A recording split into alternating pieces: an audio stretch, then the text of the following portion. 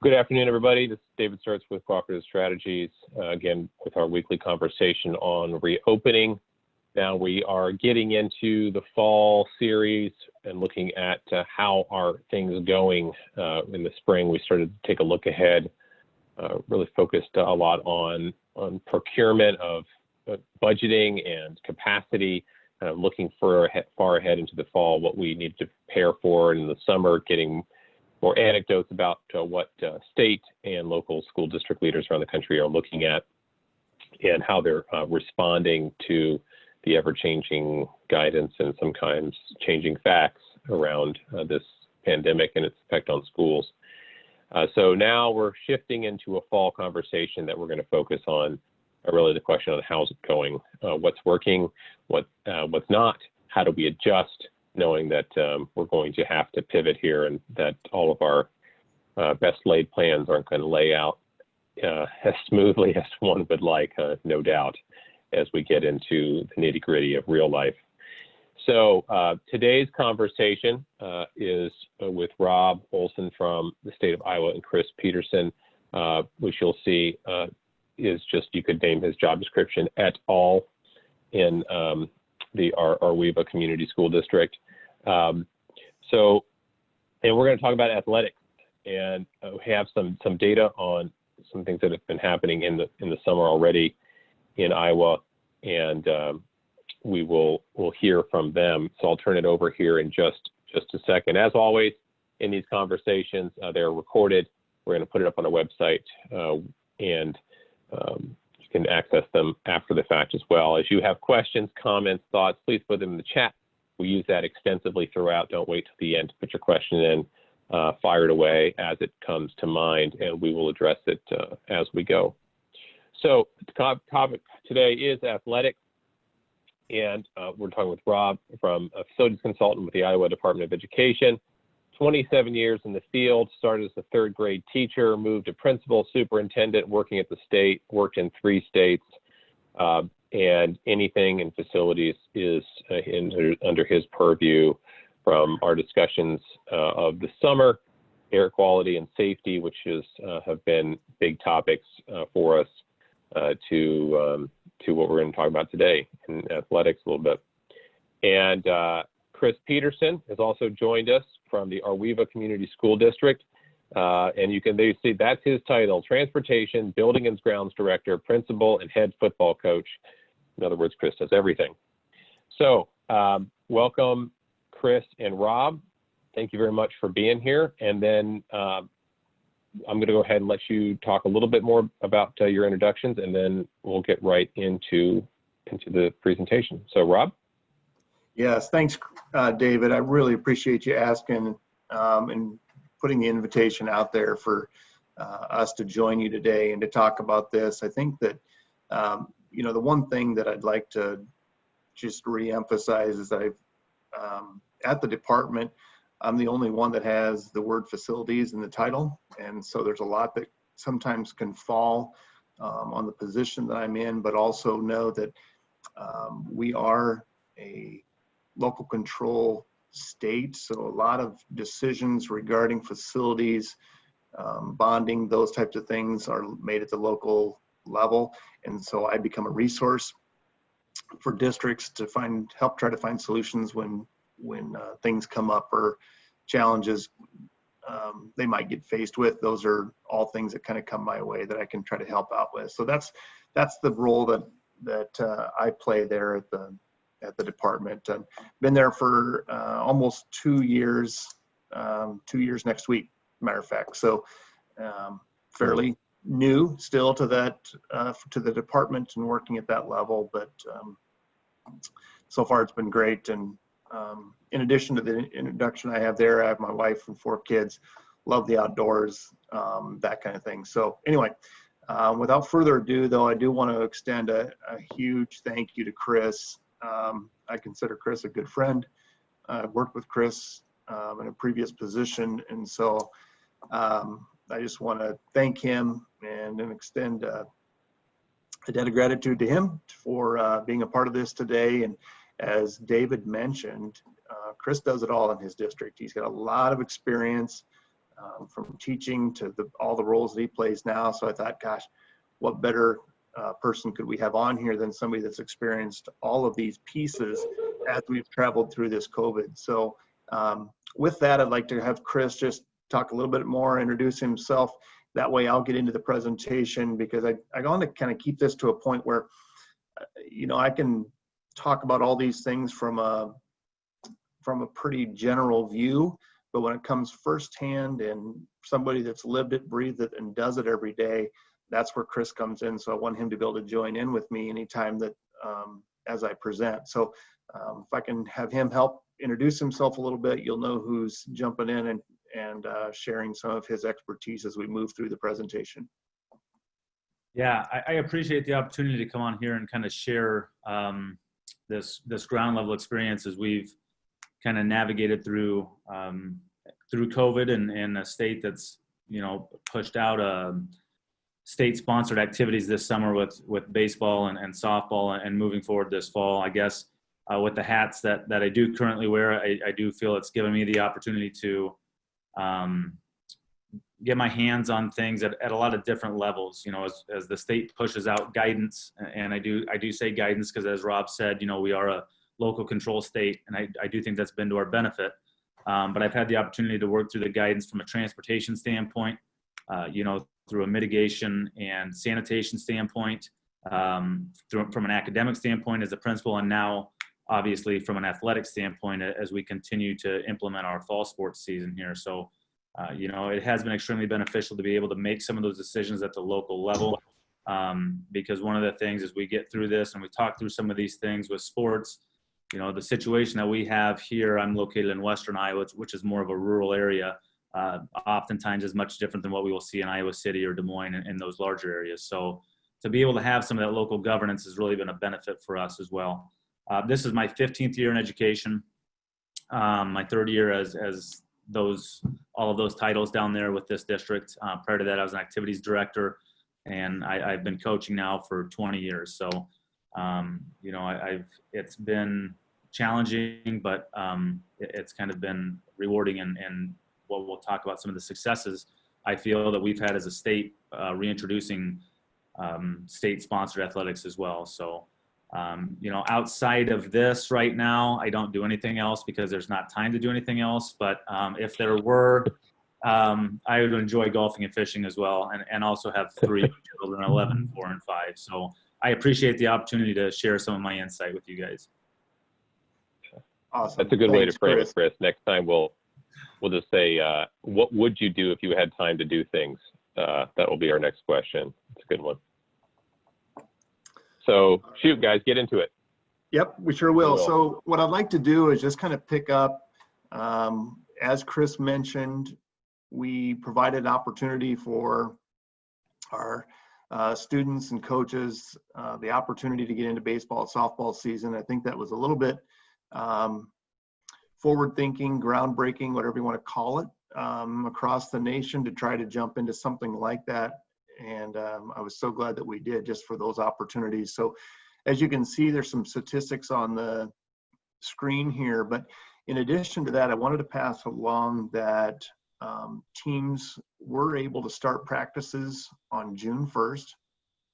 And then the baseball season ended their state tournament. The last day of their state tournament was August 1st. So they had about 2 months season. So it was a shortened season, but again, grateful to have a season, in putting it that way. So as you can see here, there was 338 varsity baseball teams. 21 teams were impacted one way or another by COVID. And when that happened, teams had to sit out and quarantine for a 2-week period. And for some of those teams, that happened right as they were, well, for some of them, it was before they were starting their playoffs to go into the state tournament. And so they had to end their year before they could even get into those playoff games, which obviously was a shame with that, in that regard as well. And so you can see there that there was 12 of those 338 teams that ended their season early. Same statistics, similar statistics for softball. Again, very similar numbers, but I think the key to that is that we had 96% of our baseball teams were able to finish the season and from start to finish, as well as 97% of the softball team. So I would consider that a success. That's my opinion. But again, that's what we were able to do from that standpoint. And I should back up a little bit here. In Iowa, we have 2 organizations that oversee the athletic programs in the state of Iowa. So as you can see here, there's the Iowa Girls High School Athletic Union. And then we also have the Iowa High School Athletic Association for the boys athletics. And then each of those organizations also have with them, one of them has speech with them and the other one has the music association with them. So instead of it all being into one organization, we have 4 separate organizations that oversee all of those extracurricular programs that are here in the state of Iowa. Mm-hmm.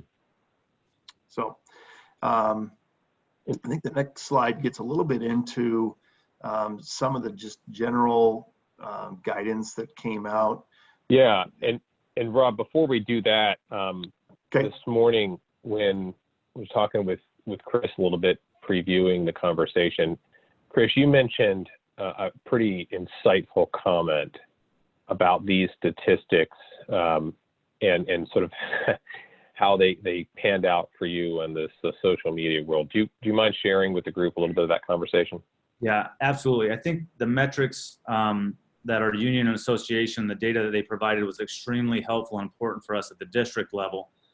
Because one thing that you have to understand, and as more states open up and continue their extracurricular activities, anytime you have a team shuts down for COVID, it's put on blast. I mean, it's going to be all over the papers and the media and the social media and those types of things. So for us to be able to wrap our seasons up and say we had 92% of our softball teams that were not affected by COVID. We had 97% of our softball teams finish their season. We had 94% of our baseball teams not affected by COVID, and 96% finished their season. I think if you would have given these numbers and this data to both the union and the association on June 1st and said, okay, this is, if you go ahead and play, this is going to be your success rate. I don't think there would be any hesitation on them pulling the trigger to start those seasons. But, you know, we don't necessarily, I was extremely pleased when they put these numbers out, because it did give us something to kind of to grasp onto, especially as we look to make that decision. Okay, are we going to continue on with fall sports? You know, especially even holding strong with that decision now, as we see, you know, in our area, the Big Ten has canceled fall sports season, and some of those college programs as well. We can fall back on this and say, you know, if we can have a 97% success rate in these things, it is worth it, because we are enabling thousands of kids across the state to participate again in extracurricular activities, which, you know, we talk a lot here in our district about the social emotional impact that a lot of this stuff has with our kids, and how important that is to our kids too, and allowing them that opportunity to participate. I don't think we would have said, okay, well, you know, four teams won't be able to finish their season. You know, I think that would have been acceptable to have thousands of kids get that opportunity again. Yeah, and what you were saying about the getting a pushback when that team is put out for 2 weeks and getting the heat, you know, what came to mind this morning is just be prepared for that. That's gonna happen. You're gonna get the heat. You know, the big picture. You know, and the sort of the next slide goes into this was the guidance that was behind those success rates. You know, this was the guidance at the time. You know, right? Like that's where you were getting, Rob. Like, you know, right. It works. You're going to have some pain when that team has to be put out for 2 weeks. But anyway, go ahead.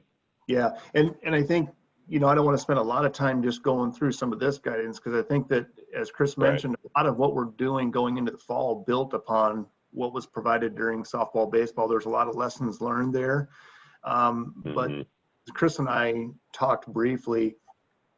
I think the message and the accountability that comes from your head coaches and your athletic directors and those going into these seasons, and what's communicated not only with the kids but with the parents, is so critical when it comes time to say, you know what, it's the success of this season and our participation in what we do falls upon the shoulders of individuals, whether you're an athlete or you're a parent or whatever it might be, everybody involved. And I can't think of a better way to call it a team, because it's not just the athletes, it's also your families, it's your parents, it's your community that's wanting to rally around all of this work and taking on the responsibilities so that these kids can be successful and have the opportunity to play the sport or the athletic or the activity that they love to do, which makes their, as Chris mentioned, which makes their educational experience whole. So I think just in moving forward, again, like I said, there was a lot to be gained from and built upon regards to the softball and baseball season. So as we move into a little more specific guidelines, I'd like to start just with some, just some main general guidelines, regardless of what sport or activity or what you're doing, is that obviously maintaining a 6 feet distance is something that we encourage. Drinking water, making sure you have your own personal water container. Some teams may have a general cooler of water, if you will, but for the most part, it's encouraged that kids have their own water container, and posting signage. Those are, again, some just general things that I think a lot of people are taking on, whether you're entering a school building or you're entering a football stadium or whatever it might be. Those are just some general guidance that we try to make sure is known to everybody. So talking about sanitizing, there's some some general guidelines there, but hand sanitizing is emphasized over and over and over, regardless of what activity or what sport or whatever it is that you might be involved in. And everything from before practice starts, during practice, after practice, even gets into during volleyball. Every time there's a change in sets, there's I'm trying to think, even every time there's an opportunity, as many times as there's substitutions during a volleyball game, even, trying to sanitize hands off the court onto the court. And so again, the frequency of that is emphasized heavily. Equipment before and after practices and competitions is to be sanitized. Again, a lot of what I would consider responsibilities that probably fall on a coaching staff. That's something Chris can obviously speak to, but your assistant coaches, your head coaches, there's managers, whoever it might be, there's a lot of sanitizing that's going to happen on that equipment throughout the season. And then when we talk about spectators and the sanitizing of the bleachers after every competition, you think about all the common areas that you have in these settings. You have concession stands, you have restrooms, bleachers, press boxes, all of those common areas that you may have that are going to be more frequently touched, and things become, again, your grounds crew, your maintenance crew, all of those folks that are involved in that. Again, those are the responsibilities and extra work that goes onto those people to make sure everybody maintains safety and health. Spectators, when it comes time to look at being a part of and being able to watch these activities, I know that specifically to volleyball, they're looking at trying to keep the first 2 rows of cleared. And I think that's, again, and Chris can speak to this better as he sets up and prepares for some of this stuff as a principal, but I think that's just to avoid contact with spectators with the ball that might come into the stands and things like that. And then when it comes time to sit in bleachers, wherever it might be, again, we're encouraging 6 foot social distance, families sitting together. I know here where I currently live right now, every conference is trying to provide a consistent manner for which spectators come to events. So that way, it doesn't matter if you're an opposing away team or a home team, that those expectations are similar. Where we currently live right now, during a football game, we're only allowed 3 spectators per athlete on the field. So again, that limits your number of people that are going to be sitting in bleachers and spectating and watching games. And again, that's a conference specific expectation. That is not a statewide expectation. And again, if there's anything Chris can add to that, that'd be great, if in terms of what he's thinking for his team. Sure. And I would go back to, what's been nice is the state has given us guidelines.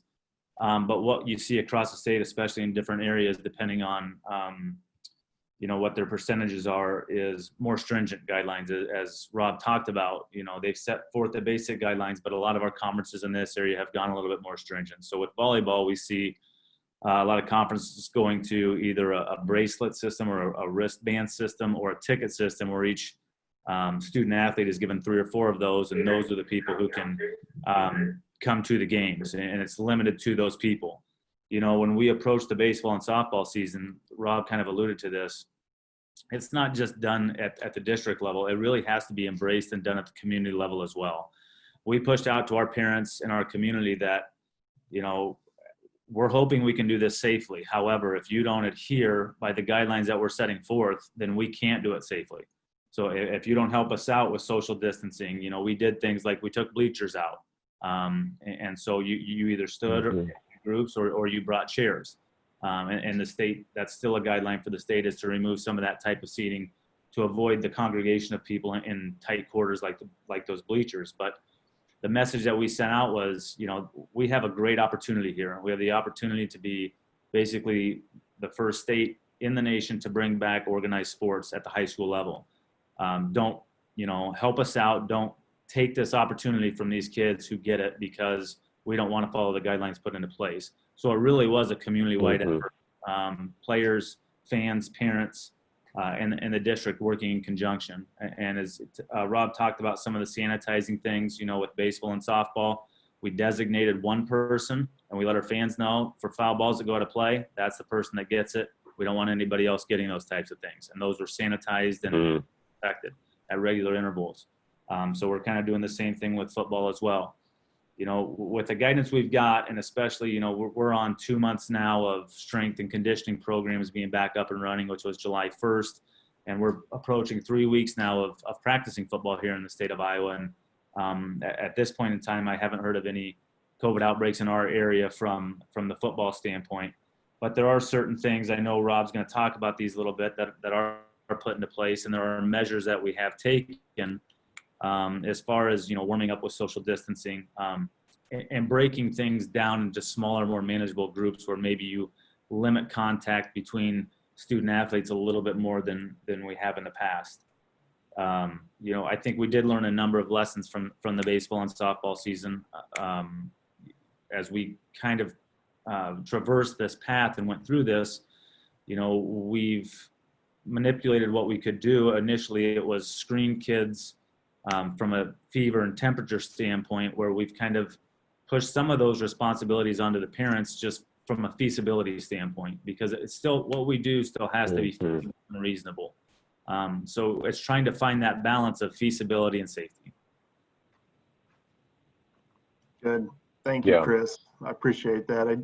And Chris alluded a little bit here as we get more specifics into the different sports.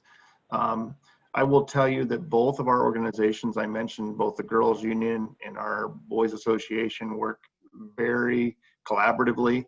As a matter of fact, a lot of their guidance mirrors each other so that there's a consistent message that you're not trying to do one thing different when going to a volleyball game versus going to a football game or whatever it might be. Those two organizations work very, very well together, which we're very fortunate for. But so specifically, just some of the things that you can see here on the screen, and I just want to highlight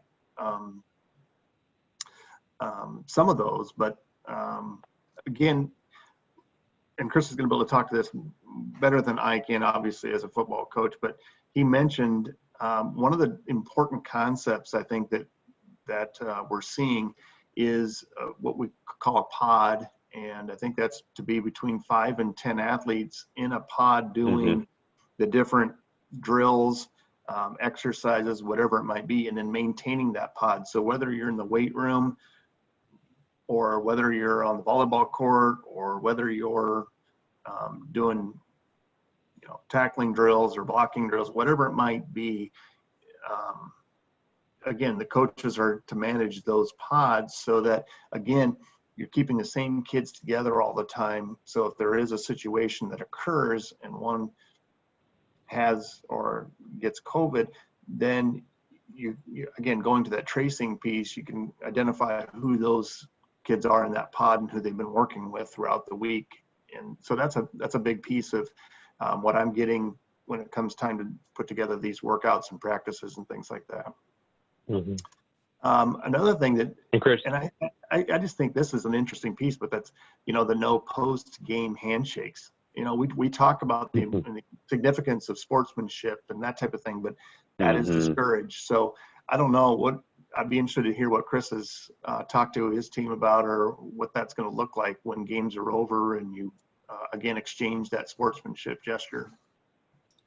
Well, and I'm going to go back just a little bit too, Rob, about the pods, because you really do have to rethink the way you run your program, and you've got to rethink, especially from a weight room standpoint. We reduced our pods basically down to about 6 kids. So we had the capability in the summer, obviously not having school, to extend those workouts, which is what it does. What you maybe could accomplish with 60, 70 athletes in a couple of hours is going to take probably twice the amount of time, just because of those reasons. However, those were sacrifices from a coaching staff standpoint that we were willing to make to get those kids and to do those things. As far as the post-game, the pre-game coin flip and the post-game handshake and different things like that, obviously it takes away a little bit, but I think the attitude, at least here in the state of Iowa, was, we're going to follow the guidelines that are put out and the guidance that's put out, because we have the opportunity here to play. So while it does take a little bit away from the camaraderie of the game, it's something that we understand and we'll abide by. Right. And, the ability to play is an interesting thing, because I will tell you that what I'm hearing and what I've been told is that there are athletes coming from other states to play football in the state of Iowa because it's not happening in their state, or it might not be happening in their school. And so they are literally transferring, moving into the state, whether it's the first semester or for the year or whatever it might be, but they want that opportunity to play the sport that they love, or the passion that they have. And so we are hearing of some of those things happening as students come into the state. And again, those will be interesting conversations at the board table and with different coaches as to how that play structure works. But that is definitely happening in our state. So again, just some interesting things and specifics to some of the guidance from football is mandatory timeouts every 4 minutes of game clock for sanitizing and hydration. I know from a coach's strategy situation, I'm sure that's going to be interesting. And as a coach, you're going to have to strategize a little differently, knowing that there's going to be a mandatory officials timeout every 4 minutes on the game clock. And so that's going to look a little bit different. The other thing for athletes is keeping your mouth protector in at all times. And if they're suggesting that if you are a player that takes your mouth protector out, that when you put your mouth protector back in, that you hand sanitize before you go about what it is you're doing. And if you've ever watched a football game, those mouthpieces come out about after every play and back in the mouth before the next play starts or whatever it might be. And this is that's going to be a tough habit for a lot of players to change. And then a sanitized ball goes back into play after each fourth down. And what each team is supposed to have is designated 2 people to sanitize the balls that are coming in and out of the game throughout the game play. So those are some interesting things that are trying to be put into play. And there's lots of different guidance that's out there. I'm just touching on some of the highlights of things that I felt like were maybe some major changes either to strategy or to the players that are participating. So Chris, anything you want to add to the football piece? No, I mean, I agree with you. You know, there's going to be some challenges as we move forward with this, especially regarding mouthpieces or mouth guards. You know, as we try to mitigate through that and really try to prevent kids. I think the message has been sent from coaches in the state is just get used to it in practice. You know, a lot of kids have mouthpieces where either they cut them off or they just don't attach the chain to it. So one of the things that we've done is we just said we're not allowing those anymore. They need to be attached to the face mask. It just becomes less of a habit for them to try to pull it out. It also at least gives them the opportunity to not have to touch the piece that goes back into your mouth as you have a chain or a little rubber rope there, basically. So, you know, it's little things like that that maybe you don't think of that can make a world of difference. And the mandatory timeouts every 4 minutes will be adjustments as well, like Rob talked about there. You know, we've seen companies, obviously, as everybody around the country has seen companies push out products and different things like that. Whether or not you want to say to monetize and gain from some of these things, it is what it is. But Shutt, who is our helmet provider, they offer what's called splash shields that can be utilized, and a number of teams are, that prevent, you know, the spitting and the moisture and those types of things from going from athlete to athlete. So, you know, between those types of things and just limiting contact, there's going to be challenges once games arise, but we'll just have to take those on as they come up. And as you were saying this morning, Chris, like in terms of when you're training kids out on the field, I mean, make sure I'm not overstating this. You're saying it's really hasn't been all that hard to social distance out on the training field. Like you can spread them out and have them do their sprints and so forth. It's just taking double the amount of time in terms of, especially indoor training in the weight room, for example. Correct. You know, outside it is quite a bit easier. I'd say the one major difference we see, especially in football, when we break down into position groups, whereas in years past we might mix kids working with other kids, we try not to do that as much this year. So even within our position groups, we try to maintain those pods. So these are the 4 to 6 kids that are going to be working this drill together every time, and we try to keep those kids the same every time. That was one of the things that when you all sent me the link and I was doing the homework ahead of this, looking at that stuck out was the cohorting of the weightlifting groups. You know, you're going to be indoors in closer quarters and you're going to be respirating, you know, so we're going to have a smaller group. And the guidance as I was reading is like, keep those kids together for as long as possible. You know, if they're going to be in 3 sports, cohort them with whoever they were with in the fall sports and keep them with that throughout the year, at least plan on it. And then logging who's there, what they're doing, and screen for symptoms. And so you can do that contact tracing to really keep those cohorts separate as much as possible in the training environments when it's hard to social distance. Yeah, very good. Obviously, football is played outside for the most part in the state of Iowa. And along with that is we offer fall golf for the boys, and then cross country at both the boys and girls level. Again, those are outside sports. So those are sports that, you know, the guidance looks a little different for those just because of it being outside. If you've ever participated in cross country or been to a meet, you'll notice that all the teams line up. They line up front to back, top runner to back runner, and you're side by side, and you've got this huge, great big mass start. And again, what they're looking at is the possibility of doing some interval starting. So whether more of like a marathon, a big marathon type run where, you know, your certain runners take off and then after so much time, then the next runner goes, and trying to look at something like that or encouraging a different way of starting those meets.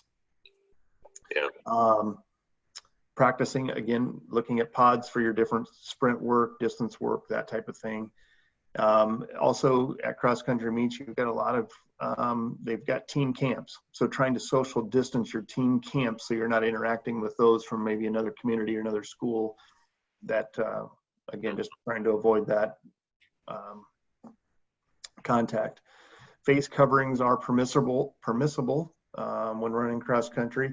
And again, a big responsibility, which was what I felt was consistent across a lot of different of the activities, was just kids maintaining their own things. So whether it's your own sweats, your own water bottle, all that kind of stuff, just keep your stuff together, not pile it together as a team and that kind of thing to avoid some of the stuff that you'll see. But anyway, so those are some guidance in terms of those fall sports.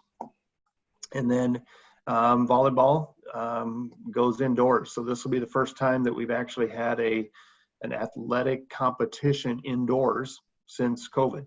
All of our spring sports were canceled. Obviously, the rest of them were outside, so volleyball will be the first opportunity to be inside with both spectators and with athletes competing. So some of the things they have there is that oftentimes when you go to an away school, they'll have volleyballs that both teams warm up with. They're encouraging that your team brings their own balls to warm up with. You identify them as such to make sure you get them back. And again, oftentimes between sets in volleyball, the teams will switch benches, right, and they're discouraging switching benches. Just stay on the same bench. It'll be up to the officials to determine whether or not there's an advantage to one side of the court or the other. And if there is an advantage to one side or the other, they will have teams switch sides. Otherwise, they'll maintain themselves and stay on the same side of the court throughout the match. And again, you know, if you've been to volleyball games, I've been to a lot of volleyball games where you feel like you're inside of a popcorn machine. And so spectators are getting hit with volleyballs, or there's volleyballs that bounce into the stands and that kind of thing. So again, just a sanitation of those as they come back into play. And again, just making sure that everybody's aware and taking care of what needs to be taken care of to keep people safe. Yep. And face coverings, gloves, long sleeves, long pants are permissible. And again, I'm not aware of some of the origination of the guidance as to covering the skin, but again, that's a piece of guidance that is permissible both in football, volleyball, cross country is just the covering of the legs and the arms. Right. So it is permissible throughout those sports. So anything, Chris, you can think of it on a principal level or just as a coach that I missed on some of those other sports? I think with volleyball, as we approach this from a district standpoint and we kind of look towards spectators, you know, that's where you're going to see half capacity limitations or spectator limitations, as well as requiring masks. Districts across the state in Iowa are split on whether some districts are requiring masks, some are not. It's a local decision. Even within that, you're going to see a lot of mask requirements at volleyball games. You're going to see, like I said, limited spectators, nobody in the first two rows. Those are the types of things, making hand sanitizers available, and it is simple things as far as, the water and those types of things. You're going to see schools obviously aren't going to have, they utilize bottle fillers only, and drinking fountains are pretty much going to go by the wayside. So outside of the transportation aspect of it, I think that's going to be one of our biggest challenges. When we get into the transportation portion, you talk about taking a bus to a game. And however many football players or volleyball players you're looking to transport. The first thing that you've seen schools in Iowa do is open it up to where we allow kids to ride with parents to games now, and it's actually encouraged in a lot of districts. The guidance that was out when it comes to transportation is you've got an 84-passenger bus. We recommend you put 13 kids on there. Well, here again, I talked about combining safety and feasibility. That's not feasible for school districts to take 7 or 8 buses to a football game. So what do you do in those situations where you can't maintain that guidance? Well, you limit it as much as possible, and you ask your kids to mask up. And that's really what we've seen and what we're doing at our level too. So I think those are the things as we move forward with this, the challenges we look at, when you really want to think about the details of it, another regulation put in by the state is opposing teams are not allowed to use the lockers within an opposing school's locker room. The locker room itself is not off limits, but they can't utilize those lockers to put belongings in. We've seen conferences in our area who have just said, especially at the volleyball level, we're just going to come dressed and we're not going to utilize locker rooms at your place. From my perspective at the football level, we've shown kids how to properly sanitize shoulder pads and helmets. We don't allow kids to keep clothes in the locker room anymore. They need to take them home every night and wash them and disinfect them. We also disinfect here as well. So we're really trying to take every precaution and cover every detail as diligently as we can in order to have a successful season, as we did for our summer sports, or at least what I think Rob agrees with me, what I would consider to be a successful season. Chris, in talking to you this morning, what I heard you saying was, in part, was, the school districts have over time taking a lot of role as a second home, local parentis role over the years. And in this particular moment, I heard you saying we need to push the other way and ask the parents to take on a role to help this, because you can't do it all. You can't pre-screen. You can't go home and wash their clothes for them. I was saying this morning, I remember I wish my high school football team did it. Our locker room was pretty ripe after a few weeks into season. We probably should have done that, but that requires collaboration, because ultimately this is a COVID thing, is a big numbers game. If you look at it coldly, enough people complying enough of the time, we can keep enough of it away. And that's what I heard sort of the theme is, like, we've got to mobilize our fans, our parents, our kids, everybody to be co-collaborators in the strategy with us.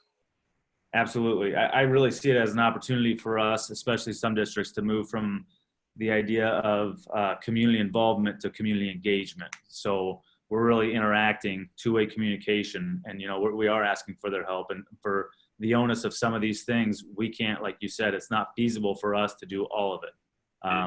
So we do ask parents to screen and before they send their kids in, and those types of things. It's a matter of feasibility on our end, but like you said, I think it's a great opportunity for districts really to solidify their partnership with parents in the community. And when you ask for parents to screen, is it a written attestation? Is it a verbal attestation? Is it just assume that it's done? How do you manage that? Because that itself takes effort to manage it. It does. So we provide written guidance before every sports season. And we ask parents to sign basically what we would call a waiver, and asking them to do certain things and take on certain responsibilities, or basically that they're not, going to knowingly send their student athlete to a practice or a game with a temperature that exceeds the 100.4 threshold, which has been established.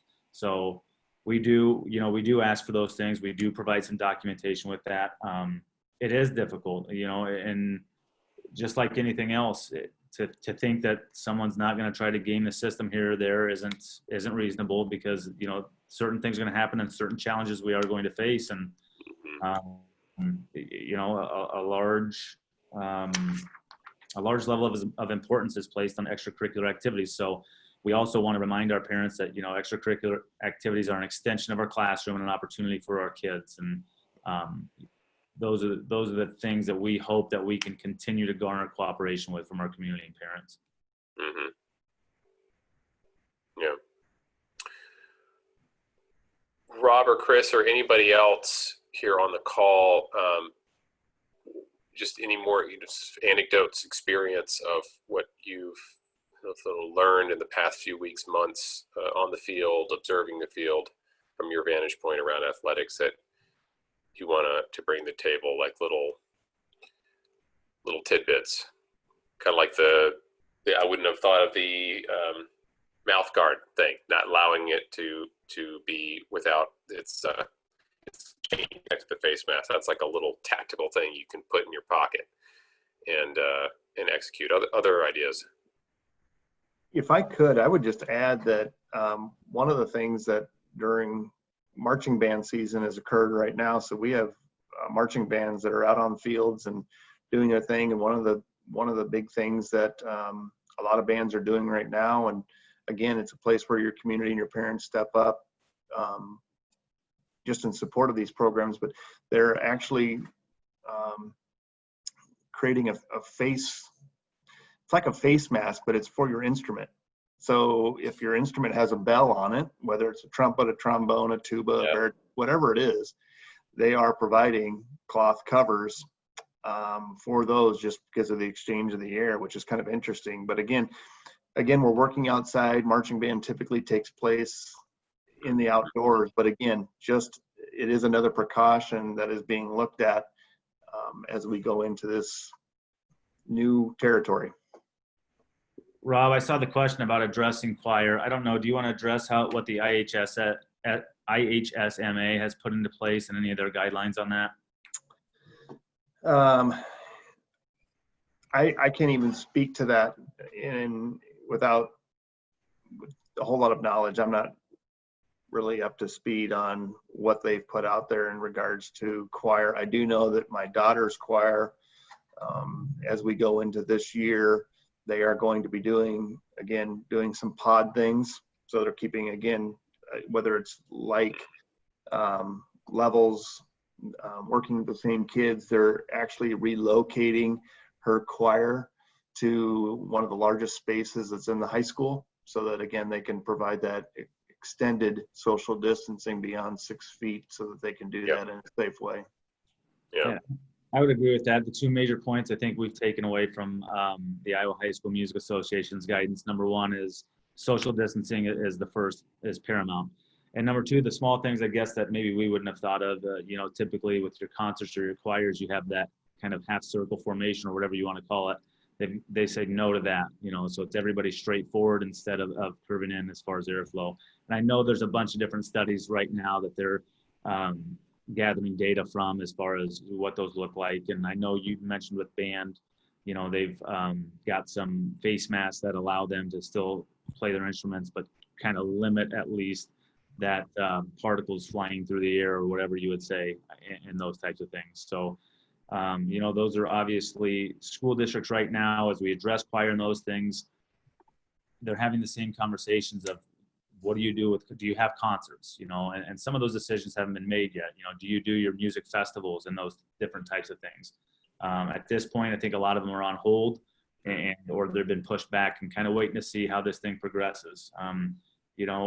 From our end at our district, we've talked about with concerts and different things like that, going virtual with them, utilizing Facebook Live or another virtual system so that parents and grandparents can still see those, because as we address games and concerts, we always want to keep in the back of our mind, especially with our elementary students at a concert or even high school students. A lot of times you have, grandparents that want to come. So you are putting that at-risk age group more into your building. So it is something we take into consideration when we make those decisions. The other thing I would add to the choir conversation is that they are going to be in my kids' district, masks are going to be required throughout the day, so they will be with masks as well as some of those other guidelines put in place.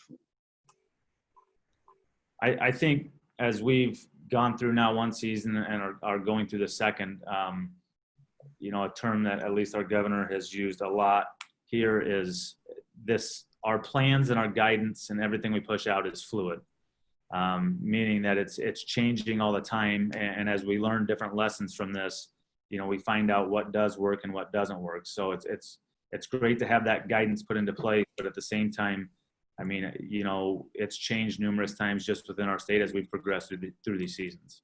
Mm-hmm.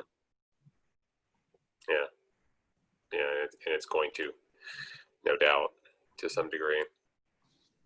But yeah, I would echo that's what I'm hearing in terms of choir as well. Is when possible, get outside. When not, get in bigger space, and when not either, probably don't do it. If you can't get in a bigger space and you can't practice outside, or you can't practice, right? Go ahead. The one thing I would add in regards to extracurriculars, and this is a across the board requirement, if you will, or from the governor, is that right now all school districts are required to be more than 50% in-person instruction over a 2-week period.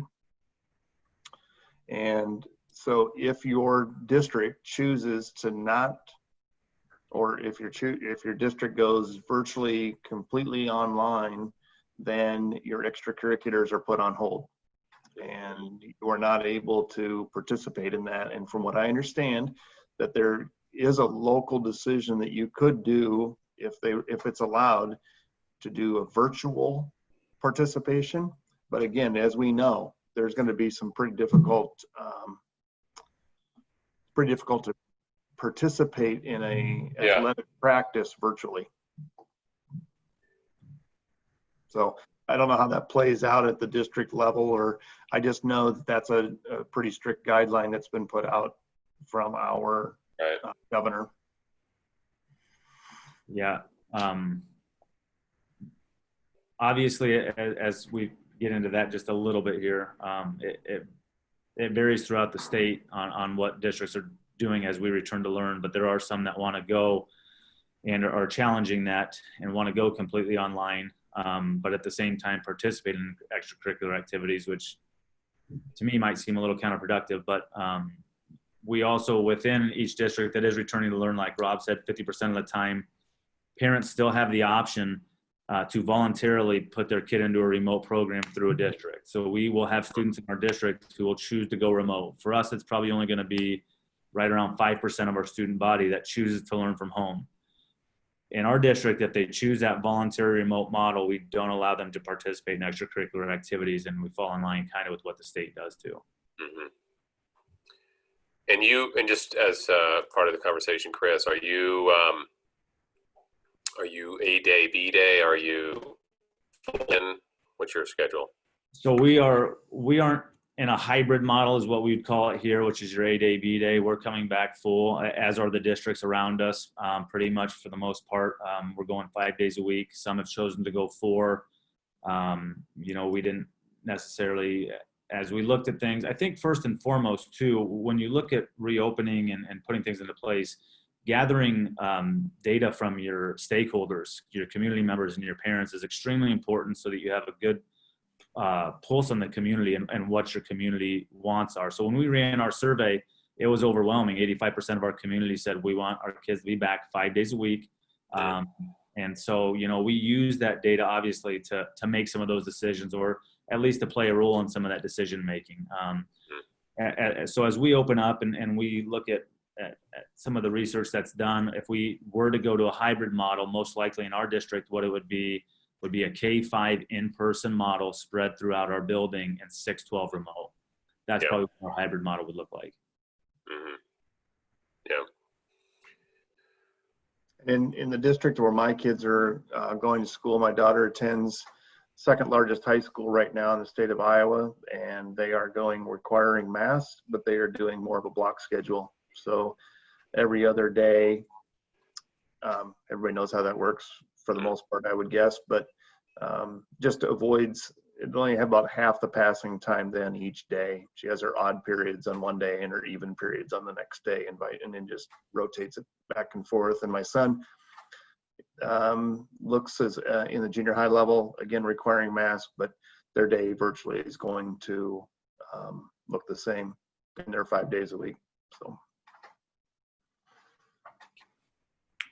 Well, Rob, Chris, really appreciate your time and insights. That was very informative to me, and hopefully others as well. And apologize, we have a little bit smaller crew here than normal. I do think it's that registration link.